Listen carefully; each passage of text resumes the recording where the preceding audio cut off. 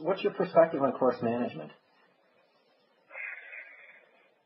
I think it's, I think everybody manages a golf course different. I don't think there's a right and wrong way to go about managing a course. What I think is extremely important is what I call establishing an identity. It's a concept that was introduced to me by my coach, where when I turned professional, he encouraged me to establish an identity for myself. And when reflecting on that, I wasn't quite sure what he meant by it, but what he said was, what separates you from the other guy? And what separates you from all the other guys? What makes Roger Sloan play his best golf? And when I sat down, I said, well, in order for me to play my best golf, I have to find fairways. And when I find fairways, the next step is hitting lots of greens. I like to hit lots of greens. And what Roger Sloan golf is just, having patience and letting the putts drop as they go along. And then I use that identity, I guess, to establish course management when going out and setting my game plan for each golf course. So bouncing back to my, the fairway part of my identity, it's important for me to find the fairway. And when that happens, I like to generally play a golf hole the way it was designed, hitting it to the thick part of the fairway, not necessarily cutting dog legs and hitting big hooks and slices around corners and stuff like that. I'm just trying to play the percentages, making sure that I play to my advantages. And that's hitting the fairway, using the fairway position to then get on the green. If you hit 18 greens, you have 18 chances for birdie. If you only hit 12 greens, you only have 12 chances for birdie. And I'll take 18 chances over 12 any day, So that's how my course management kind of escalates and how it begins. Okay.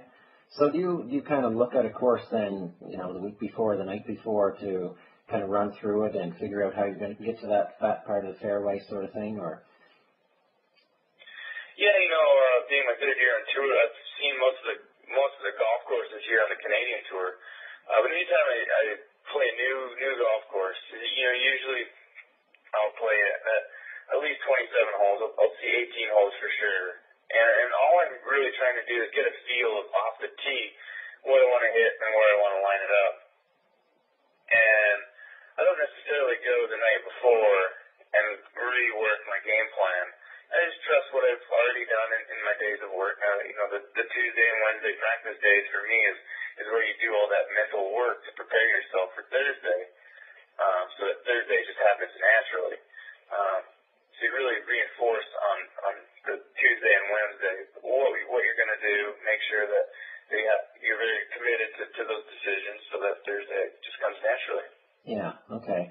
And it, that resonates too with me. Just the week of the tournament, you're focused on the golf course, how you're going to play it and attack it or not attack certain holes, and it's not about swing mechanics the week of the event. It's about figuring out the golf course and optimizing your opportunity to get birdies, basically. Precisely. How important is emotional control for you on the golf course? Emotional control, it really dictates everything throughout the day. I think in order to make clear decisions and go through your mental thought process, and I guess you can then take that into your pre-shot routine, the emotional control you have really affects your mood, your brain power for the whole day. So for me, it's extremely important. It plays a pivotal role, really. Just sets the mood for the entire day. So at an early age, I actually was blessed to realize this, and so I've practiced emotional control for well over a decade now. It's really just it's not being concerned about results. It's hitting a golf shot and not letting your heart rate go up or down. And for me, that translates into no really external outbreaks or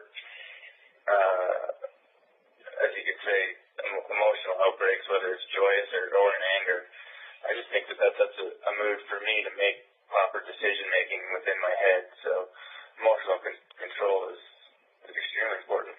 Okay.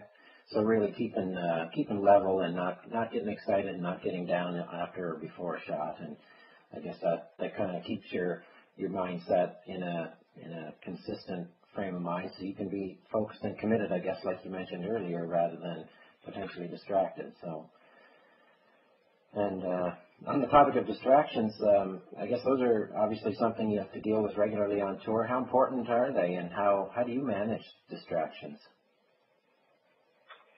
Yeah, distractions is kind of a new element for me. The more you play, the more time you put yourself in contention, the higher up you go in the level of professional golf, the more distractions you're faced with. So it's a rather new element to me that I'm trying to really get a stranglehold of. But I'm learning. It's about the external factors of whether it's media, whether it's you finally play in the U.S. Open and now you're hitting golf balls next to Jim Furyk that you watched for the last 15 years on TV. It could boil down to family life. There's a million different distractions that can go on that can really deter you from being committed and focused to the process of getting better. And it's important for me to how I handle that self emotionally, physically, and learning from each experience. Like I said back in the previous interview, really being honest in assessing those distractions. How did it make me feel? And not necessarily ignoring how it made me feel, but creating a game plan to embrace that. So then the next time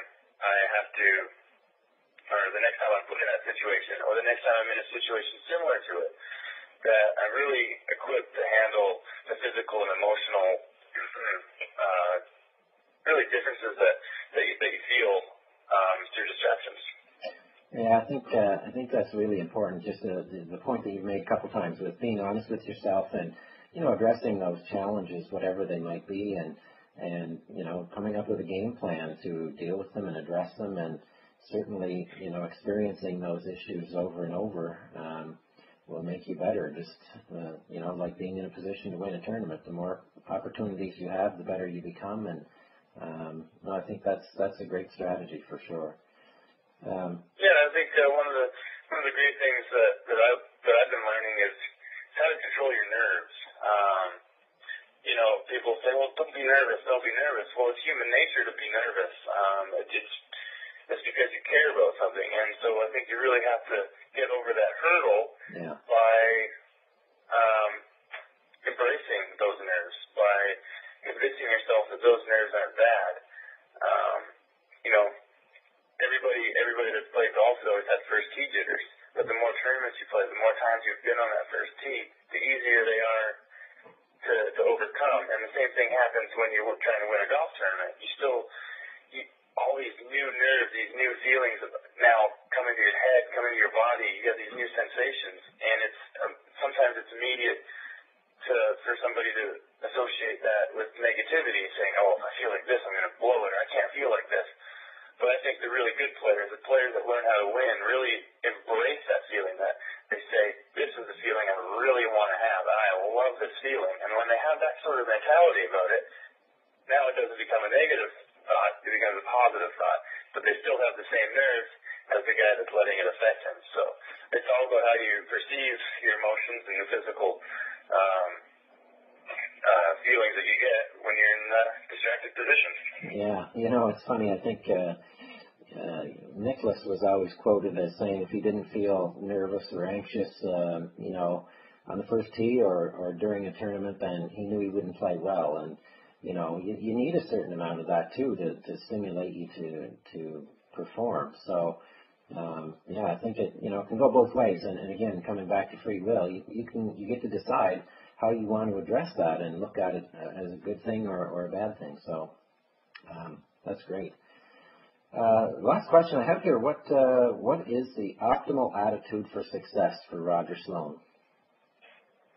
For me, it's staying committed to the process. whether you have a good shot, whether you have a good round, whether you have a good tournament. It's all about staying committed to the process, because to accomplish my long-term goals in this game isn't necessarily put on one shot this week or one shot next week or one result the event after. It's just being committed to the process that it takes to establish those goals. And I know that if I stay committed to that, then the results and the outcomes will look after themselves, and all will be nice in the land of Roger. Perfect. Well, that's great, and a great way to end as well. And as I always finish off these interviews, I'd like to give you the opportunity to put out the final word. If you have any advice for the listeners on the mental side of golf, or a shout out to anybody that you had in mind. I don't know if you have a recommendation there or not. Yeah, well, I think one of the great hurdles that helped me in this game was two big boosts that I had in my career was hooking up with my swing instructor. He kind of helps me get over some of the mental hurdles of this game and just preparing myself for the next level. His name's Jeff Barton. He's a great guy. He works out of Fort Worth. So he's been very instrumental. But one of the big aspects, and he introduced me to this, is a book called With Winning in Mind by Lanny Basham. He's an Olympic shooter. And wasn't the most talented guy, but he won gold medal and he won world championships because he had the right frame of mind. And this book really describes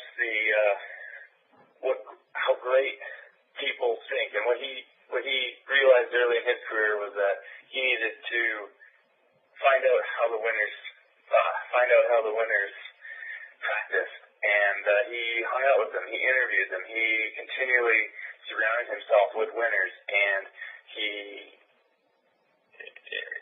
really formulated his own mental strategies based on how these people conduct themselves. And he goes about writing about it in his book, With Winning in Mind by Lanny Basham. And it's a great read, and it's very instrumental in my mental success. So wow. Those are my two shout-outs. Okay, perfect. Well, I think that's great advice for the listeners to pick up a book like that, and I think great advice in general to hang out with the winners and talk to them and understand what it is that makes them successful, and adopt those strategies that sort of fit your personality and that you feel will help to elevate your game. So great advice. Well, thanks, Roger. I really appreciate the opportunity to speak with you today.